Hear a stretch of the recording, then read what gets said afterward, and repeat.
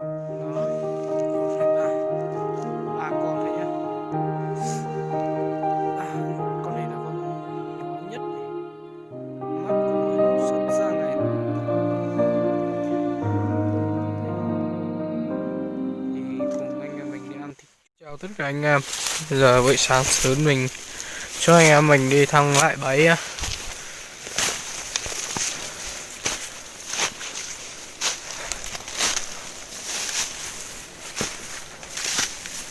Đây, một chiếc bay ở đây đã không gì con gì nha, mình không cần thu.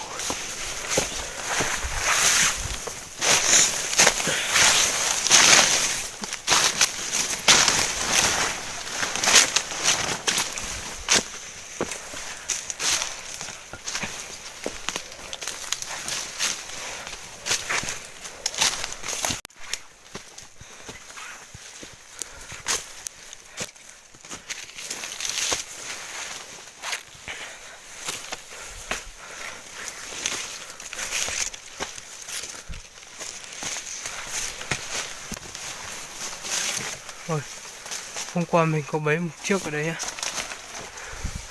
Rồi, dính rồi.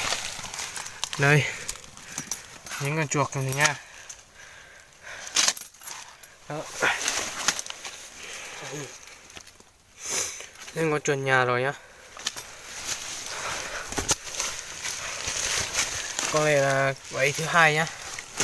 Lấy một con. Thì anh mình tiếp tục bẫy tiếp nhá. Đó. Cút đi. Rồi.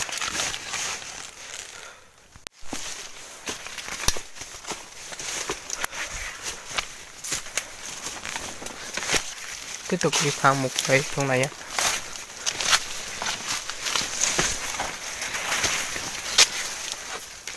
Rồi, một chiếc ở tít trên này này. Không dính con gì nhá. Kỳ lạ thế vậy ta. Một chiếc cúng ở đây không dính con gì.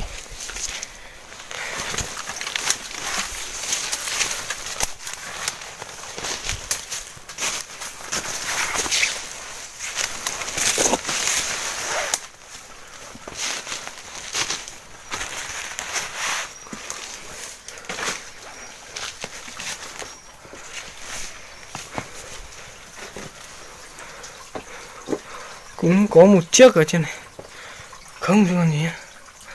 Đây, hàn đá nha anh em nha.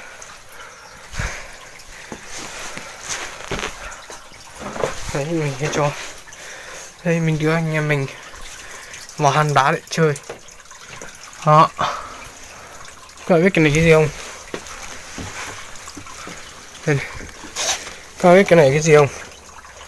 Đó, cái này là tổ ong nhá. Đây, hay luôn. Rồi, kỳ lạ không? Rất là to khổ lồ luôn nhá. Cái ong này là nó rất nhỏ, mình chẳng biết là con ong gì đâu. Thôi, mình đi thằng bẫy. Đây, hăn đá này. Đấy, có dòng nước chạy lệch lệch vào đây. Ôi, anh em ơi, thấy con gì trên này chưa? Như con đẩy bàn mà nó cũng không phải, mà nó là con bướm nha anh em.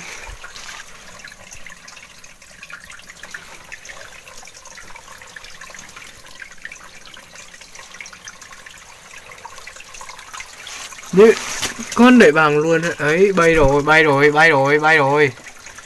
Rồi rồi. Đấy, mình hãy kéo gần lên cho anh em thấy. Đấy, rồi. Nhìn.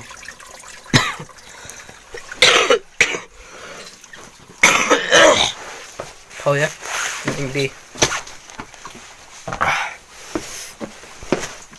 Ơi, đây cũng có một chiếc. Nó cũng không thèm dính con gì luôn. Có mùi này kỳ lạ quá, không về đây để dính mình cái bẫy của mình. Đường hơi khó anh em, đường hơi khó, sợ chết nó đấy.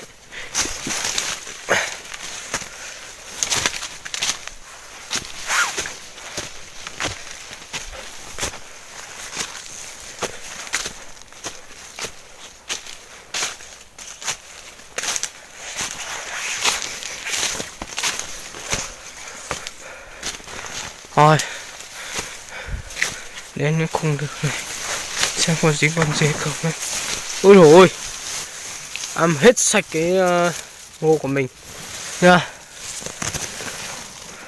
Cứt của con chuột đây, thấy chưa? Đó. Rồi giờ mình sẽ thay một chiếc ở đây, nó không dính làm gì luôn, kỳ lạ, một trong những cái ấy kỳ lạ đấy.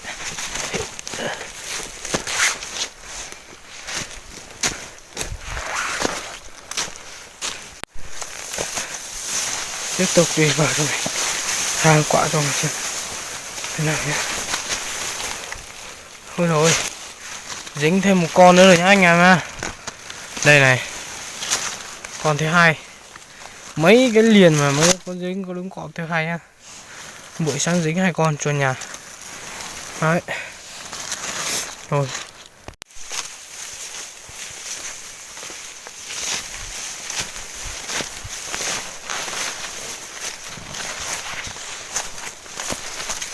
Tham một quả bấy ở trong này đấy nhá.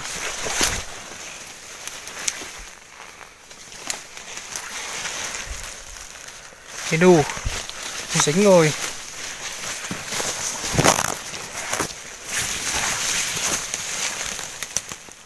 Ôi rồi anh em ơi, thấy con gì trong kia chưa? Ui chưa, thấy con gì chưa? Đây, đây cứu ra cho anh em xem nhé. Đây, chuột gì chưa? Hơi chuột nhà to khổng lồ luôn nhá anh em. Đây, thấy chưa? Một con chuột to khổng lồ luôn.